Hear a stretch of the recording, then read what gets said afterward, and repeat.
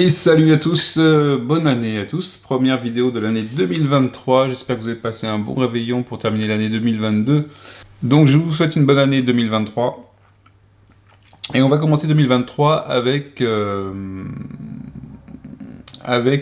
petit retour, mes premières impressions, hein. C'est pas un truc définitif, mais c'est mes premières impressions sur Lobotomy 2. Donc pour rappel, Lobotomy, dans ce jeu, on est en fait on joue des patients d'un hôpital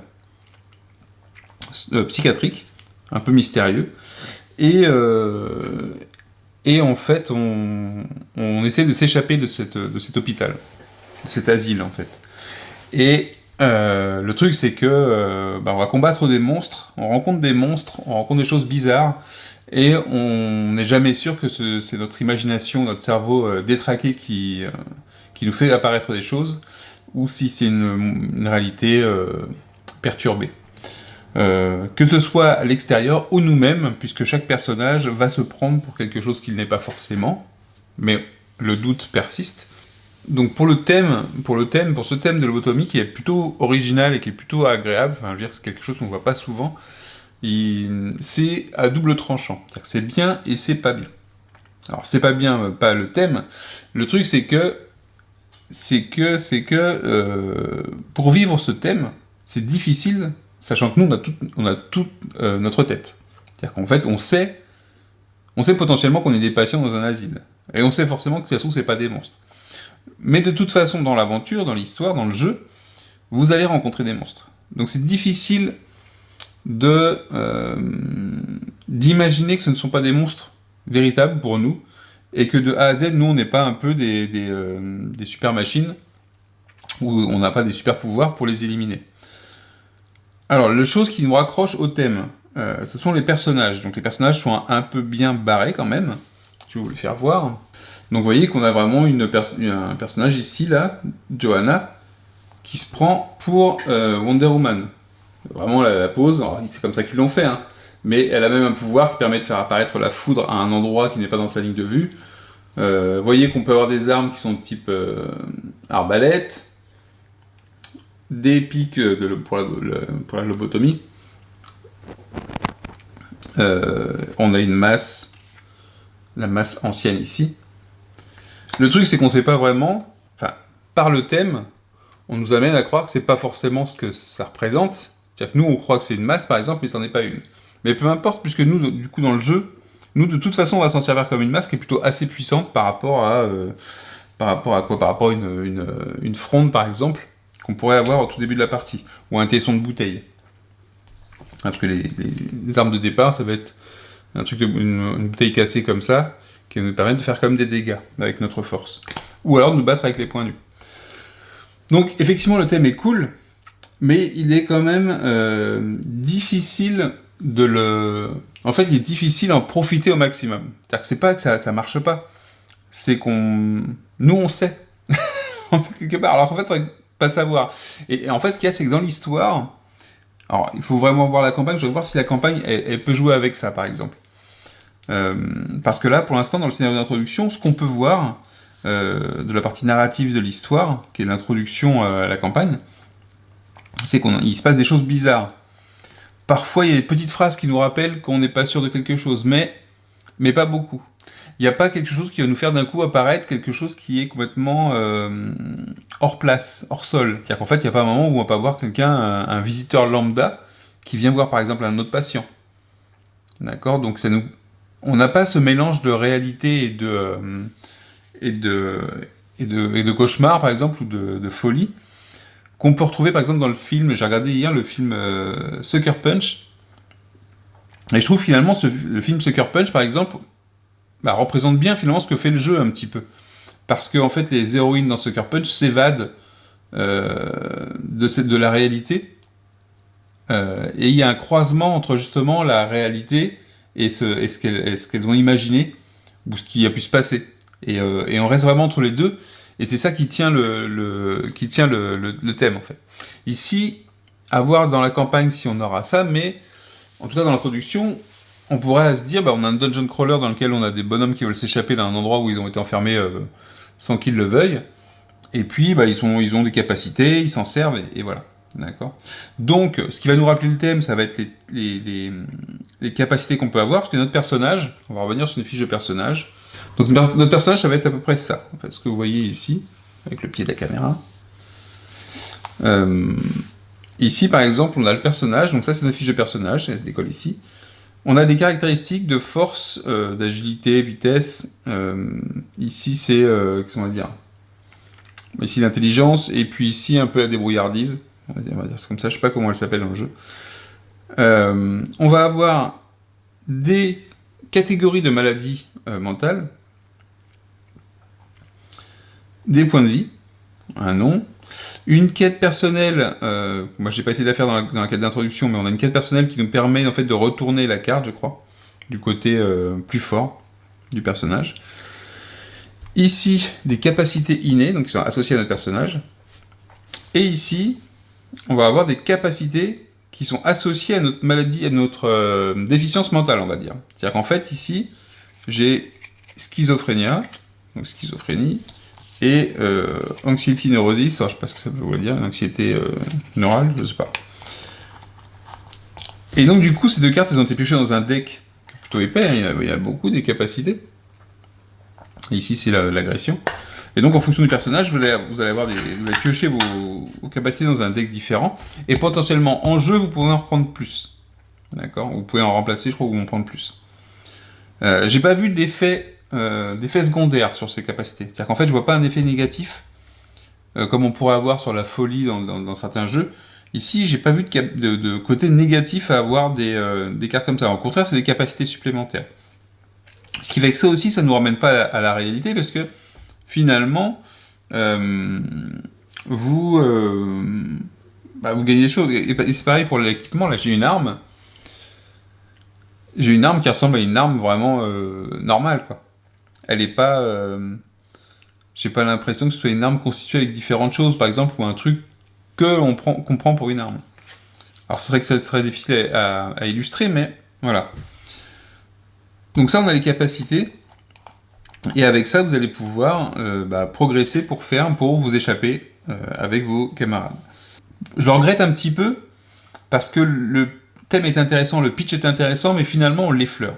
Voilà, on l'effleure, c'est-à-dire qu'en fait, il n'est là, je trouve, et au-delà de certaines phrases de texte ou autres, même sur les punchboards, hein, comme on a vu pendant l'unboxing, il y avait des phrases qui faisaient douter de la réalité, mais il est là pour expliquer pourquoi on est comme ça, pourquoi on est dans une sorte d'asile, pourquoi on a des capacités spécifiques, pourquoi il y a des monstres. Peut-être qu'ils n'y sont pas, mais voilà. Ensuite, au niveau des personnages, donc il y a un truc qui est assez flagrant. Au niveau des personnages, il y a beaucoup de choses à gérer. Donc ce souci, je pense, c'est pas vraiment un souci, mais cette remarque, elle est valable parce que je joue en solo. J'ai joué 4 personnages en solo. D'accord ? Donc vous voyez, si je dézoome un petit peu, ça prend un petit peu de place. Alors ça va, on est un peu limité en équipement et on peut le stocker, et puis il n'y a pas trop de problème. Mais sur chaque personnage, vous pouvez avoir beaucoup de jetons. Vous allez avoir la gestion des points de vie. Vous allez avoir la gestion des timers, parce que les capacités associées à vos maladies mentales ont des timers, en fait. C'est-à-dire qu'en fait, elles ont un cooldown, un temps de rechargement, avant de pouvoir la réutiliser. Donc quand on l'utilise, on met les timers dessus, et à chaque tour, on va retirer un timer. Parfois, il y a des capacités qui nous permettent de retirer plus de timers. Pas beaucoup, mais il peut y en avoir. On va avoir les cartes d'équipement. Et les cartes d'équipement, potentiellement, elles vont avoir des marqueurs dessus pour indiquer qu'on les a upgradées. Parce qu'il y a un upgrade possible, hein, c'est des trucs très cool hein, dans le jeu, mais ça veut dire qu'on aura des petits jetons là-dessus. On aura des pilules qu'on peut trouver. Donc, qui vont nous permettre d'améliorer notre attaque ou notre défense.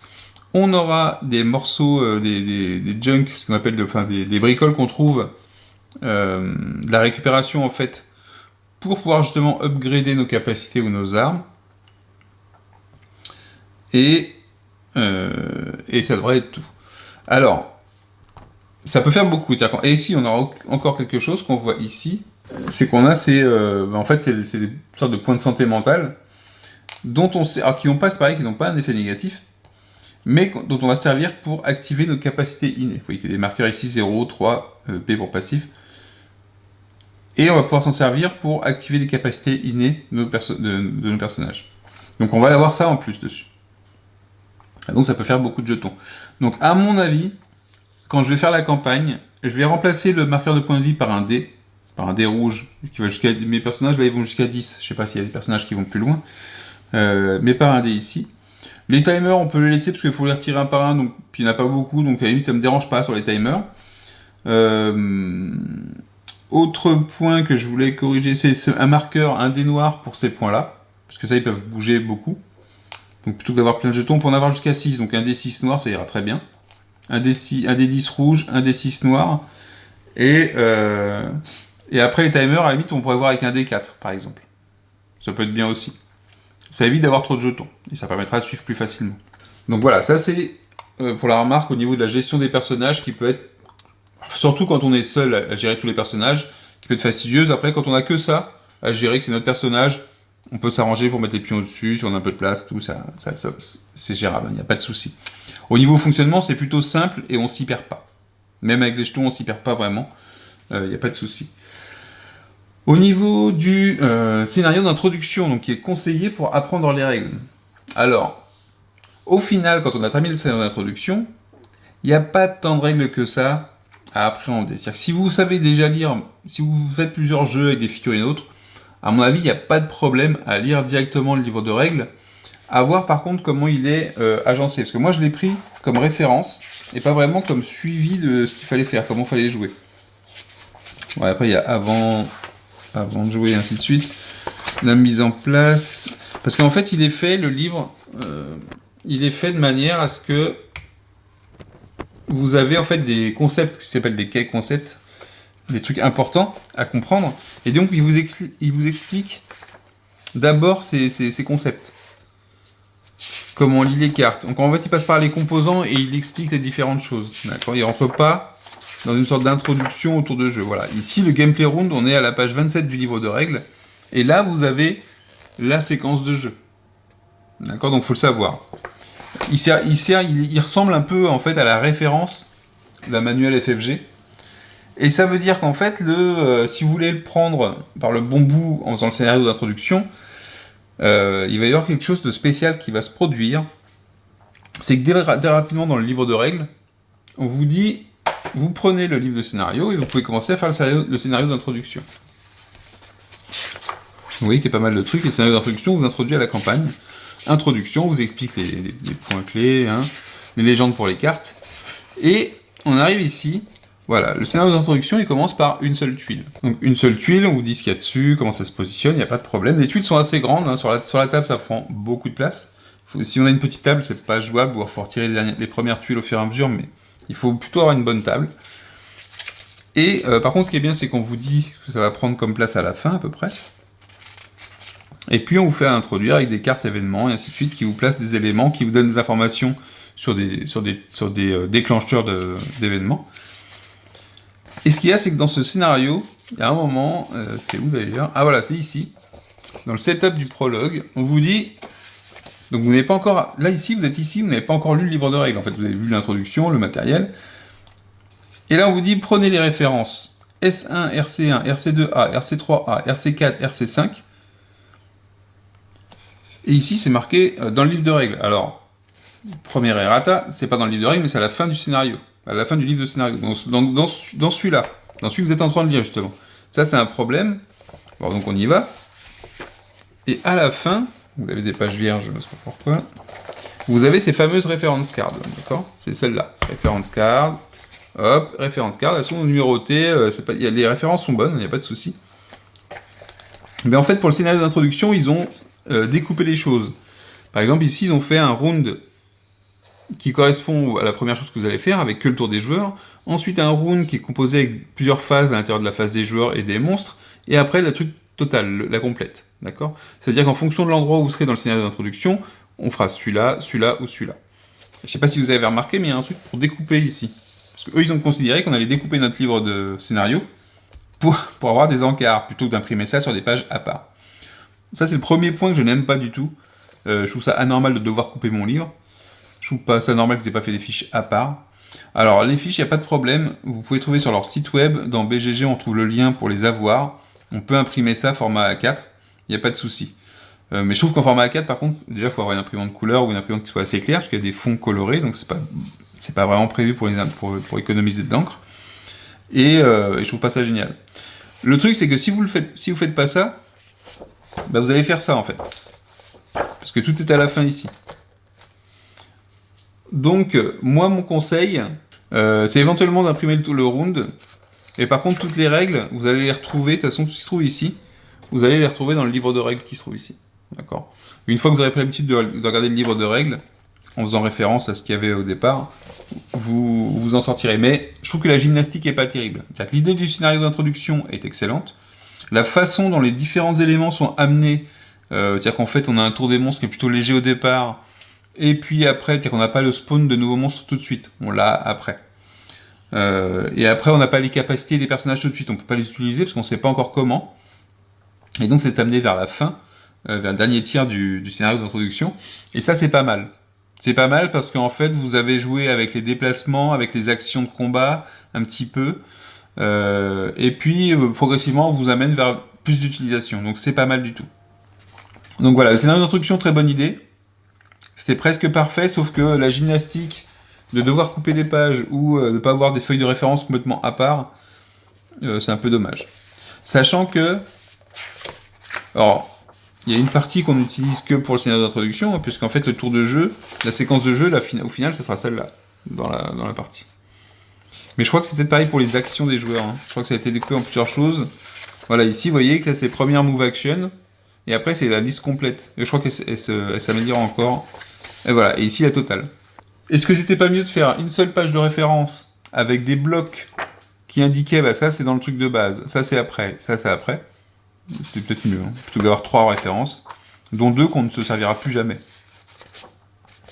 Bon, après ça a le mérite d'exister, ceux qui voudront couper ou faire une belle impression couleur pour l'avoir à part. Le format des livres, hein, c'est comme je l'ai dit dans le boxing, c'est pénible. Avoir un livre aussi grand, c'est pénible. C'est pas très pratique, surtout qu'on a le livre de scénario et potentiellement le livre, le rulebook.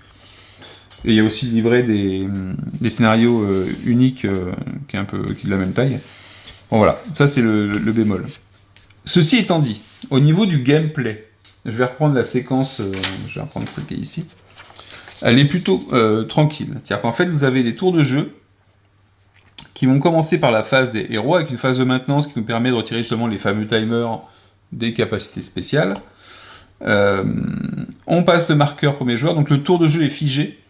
Donc vous avez un premier joueur au départ de la partie, et puis ça passe après chaque tour de jeu, donc chaque phase complète. Tous les joueurs ont joué, tous les monstres ont joué, c'est un nouveau tour, là on passe le marqueur. Mais tous les joueurs vont jouer ensemble. Donc dans la phase, une fois qu'on a fait la maintenance, qu'on a passé le marqueur premier joueur, sauf dans le premier tour évidemment, et ben les joueurs vont avoir 3 points d'action. Donc on gère des points d'action, donc il n'y a rien pour les gérer, hein, à vous de gérer le truc. Moi en solo, j'utilise le D6 qui est fourni là, pour dire bah, il me reste 3 actions, 2 actions, 1 action. Pour m'en rappeler.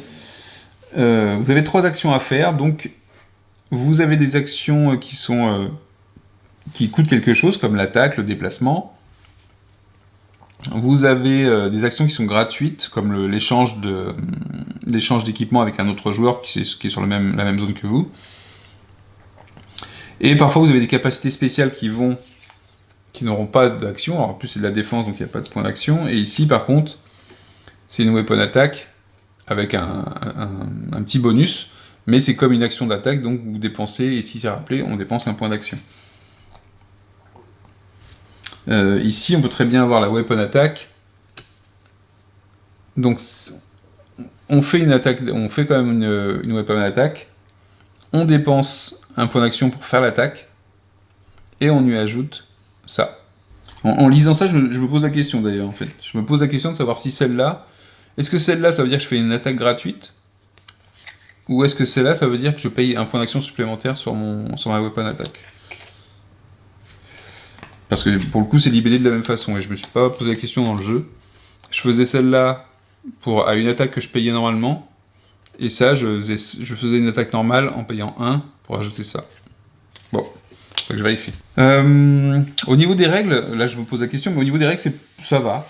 Il n'y a pas de... Pour un jeu comme ça, avec des figurines, des interactions de cartes et autres, je ne me suis pas trop posé de questions une fois que j'avais commencé sur le combat, par exemple, c'était plutôt clair. Donc dans les actions qu'on a, il y a le combat qui va être souvent utilisé, il y a des actions de fouille qui vont être utilisées pour révéler, en fait, vous tombez sur des trucs comme ça, des casiers ou des livres, et puis derrière vous avez des informations. En fait, quand vous tombez là-dessus, vous jetez un nombre de dés qui va correspondre à la petite ampoule, là, la caractéristique de recherche, je pense, ou d'imagination, et vous lancez un nombre de dés, et en fonction du nombre de succès, ça va vous donner une valeur, et cette valeur, ça va être une ressource pour acheter ce qui est marqué dessus. Au maximum, je peux prendre un de chaque type, donc soit des clés, soit un équipement, soit une arme, soit des pilules, soit... alors ça, on l'aura toujours. Cette partie-là, c'est pas en fonction de la recherche, mais on l'a toujours, c'est de la récup. Donc même si j'ai rien pris, j'aurai de la récup potentiellement. Et ici, c'est le prix. C'est-à-dire qu'en fait, si jamais j'ai fait 2 succès, bah, soit je décide de prendre une carte équipement, soit je décide de prendre une pilule, parce que je peux prendre qu'un de chaque type, donc même avec 2, je peux m'acheter la pilule, mais je pourrais en avoir qu'une. Et par contre, je pourrais pas accéder à une arme supplémentaire. Si j'ai 3 succès, bah, je pourrais choisir une des 3. Enfin, je pourrais choisir même un équipement, une pilule, ou alors une arme. D'accord? C'est comme ça que fonctionne la recherche, en fonction du nombre de succès que vous avez sur vos lancers de dés de recherche, et ça dépend d'une caractéristique. Donc ça, c'est pas mal, c'est gentil, parce que c'est rapide, et puis c'est pas compliqué. Et on défausse le pion une fois qu'on l'a fait, c'est-à-dire qu'en fait, et après, il n'y a plus rien. Dans les actions, qu'est-ce qu'on va avoir d'autre? Le déplacement. Le déplacement dans le jeu, c'est plutôt simple. Alors, surtout quand vous vous rappelez du premier Lobotomie avec ses zones un peu bizarroïdes. Ici, le déplacement, bah, c'est plutôt simple. Quand on fait une action de déplacement, c'est plutôt simple, mais quand on fait une action de déplacement, ça nous donne 2 points de mouvement. D'accord? Une action de déplacement, 2 points de mouvement. Un point de mouvement, ça nous permet de bouger vers une autre zone orthogonalement. D'accord? Je peux pas me déplacer en diagonale. Si je vais en diagonale, c'est pour faire que je fais 1, 2. Et ça, je peux le faire avec une action, par contre. Donc en fait, avec une action, vous pouvez vous déplacer comme ça, ou comme ça, parce que c'est 2 points de mouvement. D'accord? Ou alors, vous voyez qu'il y a des portes qui peuvent être fermées. Je peux être là, je peux faire un point de mouvement, et pour le deuxième point de mouvement, je peux ouvrir la porte. Et ce sera mon deuxième point de mouvement. D'accord? Et donc ça fait les 2 points de mouvement qu'une seule action. D'accord? Donc ça va, vu que tout est orthogonal, que ce soit pour nous ou pour les monstres, bah c'est vrai, une fois qu'on le sait, ça va. Et les zones sont plutôt carrées et faciles à lire, ce qui n'était pas le cas. Dans le premier Lobotomie, il y avait beaucoup de zones, pas carrées du tout, et c'était vraiment pénible. Ici, il y a de la place pour mettre pas mal de monstres, il n'y a pas trop de soucis. Après, ça peut peut-être parfois être chargé, mais là, dans le scénario d'introduction, j'ai pas eu de problème du tout. Donc il y a la place, ça c'est cool. C'est aussi pour ça que les tuiles sont grandes, je pense. C'est parce que les figurines prennent de la place. Les monstres, donc ça c'est pour nos actions. Le combat, comment ça se déroule? Donc en fait dans le jeu vous avez plusieurs types de dés, mais vous avez 4 types de dés. Vous avez les dés d'attaque et les dés de défense. Donc les dés de défense ce sont les bleus et les marrons, parce que ce sont ceux qui ont des boucliers. Les dés d'attaque ce sont les rouges et les verts, donc on voit le pic à lobotomie qui est dessus, et ce sont des succès. Après, sur tous les dés, vous avez des petits flashs comme ça qui peuvent faire des effets en fonction de la capacité utilisée ou de l'arme utilisée. Et parfois du monstre aussi. Donc c'est pas mal, parce que ça laisse un effet possible dans tous les combats, dans toutes les actions de combat, et ça évite que l'action soit répétitive et prévisible. Donc quand on fait une attaque, la Brutality Blade, vous avez une icône ici qui vous indique la caractéristique qui est utilisée, et ça veut dire que ce sera le nombre de dés que vous allez lancer pour utiliser l'épée. Donc par exemple, Maddy, elle a 3 en force, elle lancerait 3 dés verts. D'accord. Et vu que sur l'arme, il y a une capacité basique qui est de dire, je lance aussi un dé rouge, ok, avec un effet derrière, et j'aurai 3 dés verts et un rouge. À ça, je pourrais très bien utiliser des pilules. Si j'utilise des pilules vertes et rouges, je vais pouvoir, pour chaque pilule utilisée, ajouter un dé vert ou un dé rouge à mon lancer. Ensuite, on prendra la défense du monstre qu'on attaque. Donc sur les monstres, je vous le fais vite, on ne rentrera pas dans le détail, vous avez soit une indication de défense automatique, donc il y a des boucliers, soit un ensemble de dés, donc s'il y a un marron et un bleu, ça veut dire que le monstre il va lancer un marron et un bleu. Vous prenez tous les dés, vous les lancez en même temps, et après vous faites le décompte donc de vos touches. Donc là par exemple j'aurai 2, 3, j'ai un éclair, 4. Donc l'éclair sur mon arme ici, bon elle va me faire perdre un point de vie, un peu dommage.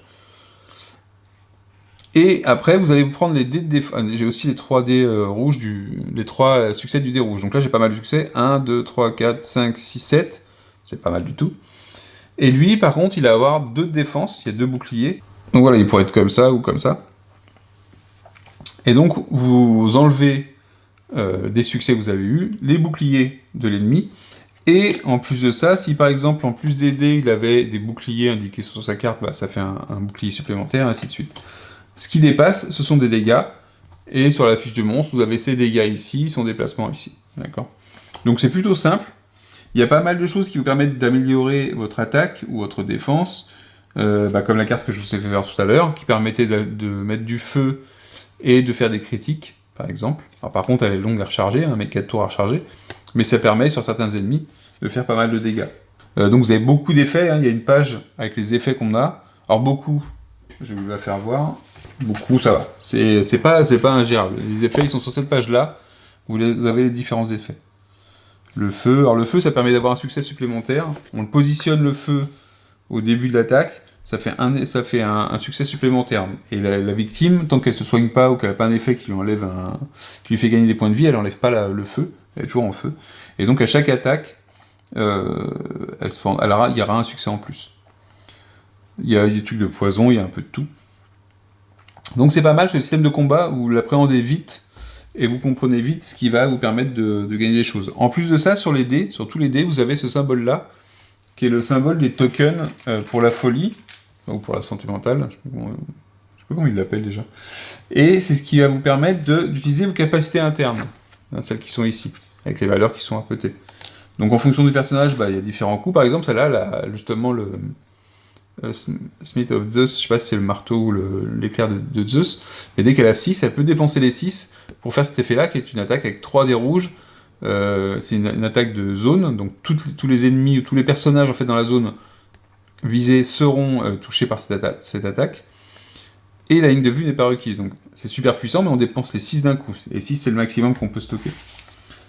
Et en faisant des attaques parfois, et en faisant des attaques normales ou d'autres choses, dès que vous lancez sur vos propres dés, pas ceux de l'adversaire, mais sur vos propres dés, ce symbole-là, vous en récupérez. En plus de ça, quand vous éliminez un monstre, ou plusieurs dans le même tour, vous en récupérez un aussi. D'accord ? Dans la même attaque, si vous éliminez un ou plusieurs monstres, vous récupérez un de ces marqueurs. Donc ça, c'est plutôt cool. Le fait qu'on puisse upgrader ses armes et ses capacités, ses armes, ou ses équipements. Donc chaque arme ici va avoir un truc de base. Et on va avoir ici l'upgrade basique, qui contre 2 junk, donc 2 pions qu'on aurait récupérés, là c'est n'importe lesquels, on a cet effet-là, donc on marquera un petit marqueur dessus. Ce sont ces petits marqueurs-là, pour dire que celui-là, il est fait. Donc ça veut dire que j'ai cet effet-là, de 0 à 2, et je peux relancer n'importe quel nombre. Et les deux qui sont ici, donc ça c'est du basique, et ici c'est avec un skilled. Donc skilled, ça veut dire qu'on est compétent pour utiliser une arme ou un équipement, si notre valeur d'attribut a cette valeur-là. Donc là, ici, ce personnage-là, il a que 1. Il pourrait utiliser l'arbalète, pas de problème. Mais par contre, il l'utiliserait avec sa caractéristique, qui est de 1, donc un seul dé. Et par contre, il ne pourrait jamais utiliser les upgrades qui sont ici, parce qu'il faut être skilled dans l'équipement, et donc il faut avoir minimum 3 dans la caractéristique. Donc voilà, donc c'est-à-dire qu'il peut l'utiliser, mais ce ne sera pas le meilleur pour l'utiliser. Par contre, si je prends Maddy, elle a bien 3, et je pourrais très bien l'utiliser, et upgrader, et profiter de ces caractéristiques-là. Donc voilà, système simple, et puis tout fonctionne plutôt bien, je trouve. C'est-à-dire c'est fluide. Une fois que vous savez à quoi ça correspond, à quoi ça sert, je trouve qu'on profite du jeu. On se replonge pas trop dans les règles de comment ça fait l'attaque, le déplacement, ainsi de suite. Franchement, dans le scénario d'introduction, passer la moitié, une fois que j'ai su comment on utilisait les capacités et qu'on a récupéré les pouvoirs, Rien qu'en voyant les capacités, on se doutait qu'il fallait dépenser des points. Les pouvoirs, on voyait qu'il y avait le timer.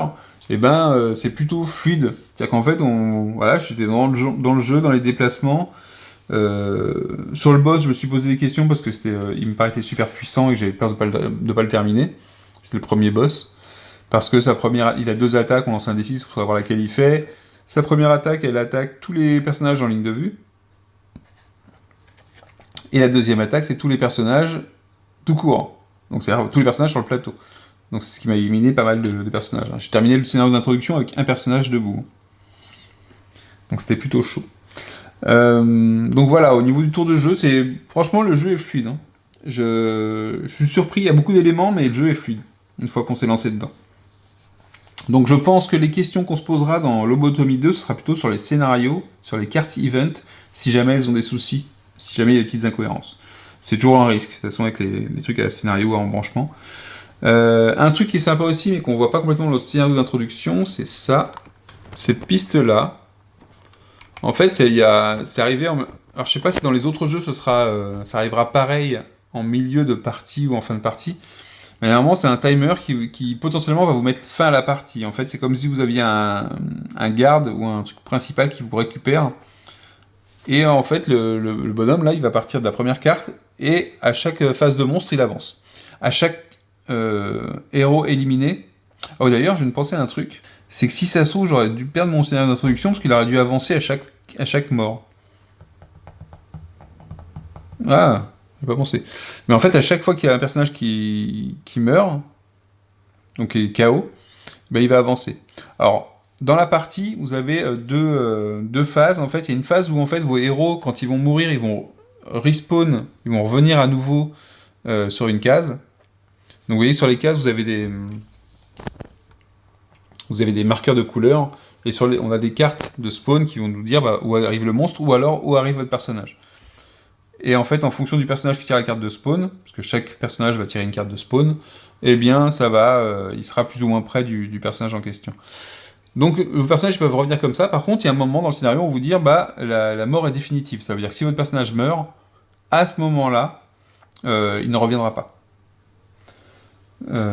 Et en plus de ça, donc ici, sur ces cartes-là, normalement, vous avez des effets, donc je ne les ai même pas vus, parce qu'en fait, dans le scénario d'introduction, on vous dit de ne pas les retirer, ça sert que de timer, mais en principe, potentiellement, ces cartes-là vont être retournées et ça fait des effets en plus dans l'histoire. Donc à chaque fois qu'il y aura une phase de monstre, il y aura une sorte d'event des monstres qui pourra se révéler. Donc voilà. Donc mon avis, parce que c'était pour ça aussi que j'ai fait la vidéo, excellent jeu. Franchement, un jeu d'exploration comme ça, avec un système qui fonctionne bien, beaucoup de matériel, mais très agréable, très bonne qualité de matériel, un système de combat sympa, qui permet de faire pas mal de choses, malgré tout, entre les capacités particulières, les capacités mentales, qu'on peut récupérer, hein, il y a une action pour en récupérer une, je crois, et ouverture de porte, chercher, à chaque fois il y a des marqueurs, en fait il va y avoir une sorte de déroulement d'event, et à chaque fois vous allez progresser, puis il va falloir aller à un point A ou un point B, ou faire différentes actions, par exemple éliminer 4 cultistes pour déclencher quelque chose, et ça vous fait progresser, et c'est assez sympa à suivre, sachant que les personnages, parfois on les utilise, et c'est vraiment sympa. Lui par exemple, je savais que dès qu'il avait 3 jetons là, des capacités mentales, je pouvais faire une boule de feu, de 1 à 4 en distance, une attaque de zone, donc tous les ennemis sont pris, et en plus ça fait du feu. Et si je tirais, donc c'est que avec 2 dés rouges, et si je tirais un petit flash, j'ajoutais un dé vert. Donc c'était assez sympa, et assez jouissif parfois, de pouvoir éliminer plusieurs ennemis. D'ailleurs, par exemple, elle, à un moment, elle a éliminé 3 ennemis en une seule action, en dépensant les 6 points. Et donc, il y a parfois, vous allez faire des attaques pour justement pouvoir espérer récupérer des jetons, en tout cas, en éliminant ou en lançant les dés, et pouvoir déclencher, révéler vos attaques spéciales ensuite. Et donc enchaîner plusieurs actions et faire un truc sympa. Donc c'est assez agréable à voir. Je vais me mettre sur la campagne un petit peu pour avoir le feeling un petit peu de l'histoire. Et il faudrait que j'essaye un scénario individuel pour voir comment ça fonctionne. Qui serait plus du one-shot, qui suivrait pas forcément. Mais en tout cas, un très bon sentiment. Pas un jeu bâclé. Des petits soucis d'édition, peut-être un peu trop de rush, parce que le titre, je trouve que le KS est arrivé vite. Mais ça fonctionne. J'ai pas vu, c'est pas un truc qui m'a dit, où je me suis dit, mais c'est pourri le système, quoi. C'est chiant, Non, j'ai franchement bien aimé. tout s'enquille bien, quoi. C'est-à-dire que entre la récupération du junk pour lequel on va pouvoir utiliser pour faire des upgrades, les points de santé mentale pour nos capacités, le timer pour les plus grosses capacités, c'est la fouille. Non, c'est pas mal. C'est vraiment pas mal. Il me reste que la partie thème où le thème est intéressant, mais je suis pas sûr qu'on le ressent pas beaucoup dans le jeu. Le seul truc qui vous fait ressentir éventuellement, c'est par exemple lui, il a une capacité décapitée. Ok. Mais donc c'est un disorder aggression. Voilà, c'est une capacité. Après, vous allez voir ça comme une capacité et pas comme une déviance, parce qu'il n'y a pas d'effet secondaire. Il n'y a pas quelque chose qui vous rappelle que vous êtes un malade en fait. Voilà, il n'y a pas quelque chose qui vous rappelle à la réalité, je trouve. À voir. Enfin, que j'en discute avec des gens qui ont le jeu pour voir si ce point-là peut être changé. Voilà, donc c'était mon premier avis sur Lobotomie. Écoutez, pour ceux qui vont le recevoir, vous n'allez pas être déçus. Je pense qu'il est quand même meilleur que le premier. Il y a des trucs qui ont été faits en plus. Des choses qui sont revenues, mais des trucs qui ont été faits en plus. Au niveau de la gestion des monstres, c'est plutôt simple aussi. Hein. Je vous ai fait voir une carte tout à l'heure. En plus, vous avez parfois différents types de monstres, mais vous avez la partie attaque, le nombre de dés, les effets s'il y a un effet. La défense, soit c'est des boucliers fixes, soit des dés à lancer. Plus des effets supplémentaires. Et parfois des effets qui sont pénibles. Hein. Vous avez, moi celui-là par exemple, si vous avez sur sa défense, c'est 2 dés bleus et un bouclier fixe. Mais le flash, il vous fait prendre un dégât. Voilà. Ah oui, ici, il y a un truc que j'ai pas dit. Bon, c'est pas grave, c'est du détail, mais ici, vous avez une capacité pour s'enfuir. Si le monstre a cette capacité, a cette indication-là, vous pouvez le fuir si vous avez 3 ou plus dans cette caractéristique ici. Et sinon, vous pouvez le fuir si vous perdez une action. Donc voilà. Dans votre mouvement. Donc tous les monstres là on avait, c'est intéressant. Alors, par contre déjà s'il y a 2 monstres vous ne pouvez pas fuir et c'est seulement s'il y a un seul monstre de ce type là que vous pouvez fuir. Pour le chien c'était avec une autre caractéristique, hein, c'était l'intelligence. Et le chien il a une capacité de dodge qui fait qu'il évite tous les effets de l'attaque. Si jamais il lance un flash s'il y a un éclair sur son dé de défense. Donc voilà, il y a plein de trucs comme ça qui sont assez sympathiques et je trouve qu'une fois qu'on a bien appréhendé les règles, même dans l'enseignement d'introduction d'ailleurs, c'est plutôt fluide et ça ne pose aucun problème. Donc je ferai sûrement une partie ou un début de partie, et sur ce, je vous dis à la prochaine. Ciao, ciao.